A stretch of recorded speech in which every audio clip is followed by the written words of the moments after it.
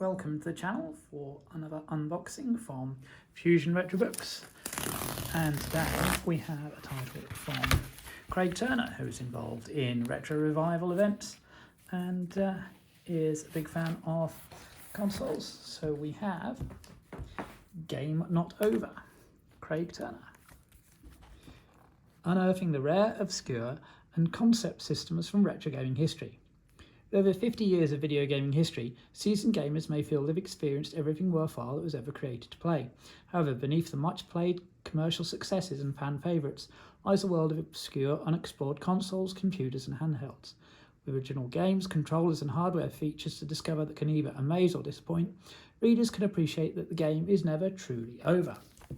Published through Fusion Retro Books and pre-funded. I've got a signed copy here and Stay Retro, nice little bookmark.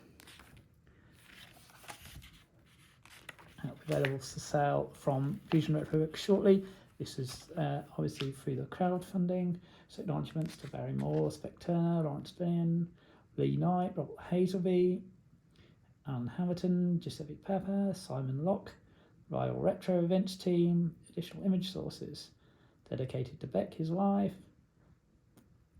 Thanks for motivation from Mum, Dad and Miles. So, forward, Craig with some of his collection. And then the contents. Start off with a Panasonic Q, the rare version of the GameCube. Could also play DVDs. Notable games to play. The Vectrex, fascinating console. As you can see, each console also has a box out telling you about where and when it is available, the UK obscurity, collector costs, and of course we now get new games, the Vectrex in the homebrew. That's the 3D glasses, very rare add-on. Notable games with the screen overlays there. Twin Famicom Sharp.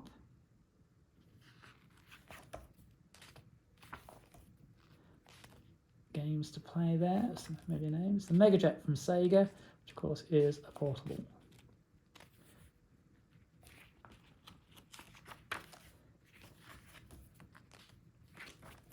The Neo Geo, which is fairly well known, but difficult to get hold of, and the game is becoming increasingly expensive. Viewpoint is a big favourite of mine, Metal Slug also. The original Nintendo PlayStation, which as you can see is labelled unobtainable. This is the prototype that's been found. The Laser Active from Pioneer, 12-inch laser discs, and then it had these add-on packs that allowed it to pretend to be other consoles, so Mega CD and PC Engine CD games are playable with the correct pack. There's some of the games from that. The Ouya, the internet-enabled console, and now there's been a new update, so you can log on to new servers and play some games and play some new games that have been developed in recent years. The arcade Super Gun, which is for jammer boards, so you can play all sorts of games on that. The Virtual Boy from Nintendo, one of Nintendo's rare failures, thanks to the 3D giving everyone headaches. And again, they're getting tricky to find, but there's some interesting titles on there. We have the Tianli K989GE Education VCD player, so video CD and a connector, and it plays Mega Drive games. The FM Town Smarty, which was the first CD console. Very high and obscure rating for that. Interesting Taito game, Puli Ralu. The Phantom, which was an early attempt at a streaming console, but unfortunately never released. The SG-1000 from Sega, the forerunner of the Master System, and some interesting games among its history. Super Famicom Box, designed for hotel rooms. The notable games, and as with many Fusion Retro books, we've got some Lovely ribbons there to keep the place. The Zebo from Brazil, released in partnership with Tectoy. Fascinating again, internet enabled, allowing you to download titles. And it had a very small software library, but there's some interesting titles amongst there, including a Resident Evil title, a FIFA title, Tekken, Double Dragon. But the trouble is, unless you find one of the games downloaded, you're not going to play many of them. The Amstrad Mega CC, half PC, half Mega Drive. Interesting analog joystick there for it. Some familiar titles there. The IQ from Nintendo, released in China. Obviously based on the Nintendo 64 hardware. Turbo Express from NEC, or the PC Engine GT, which is the portable that plays the Hue cards from the PC Engine, so some familiar titles there. The Sega Pluto prototype,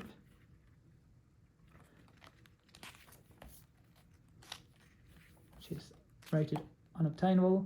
The Phantom System from Gradienti, South America only. Interesting stories about South America and its consoles. Sony Bravia, which is a TV with a built-in PS2. It's not one you see every day. Dreamcast, Sega,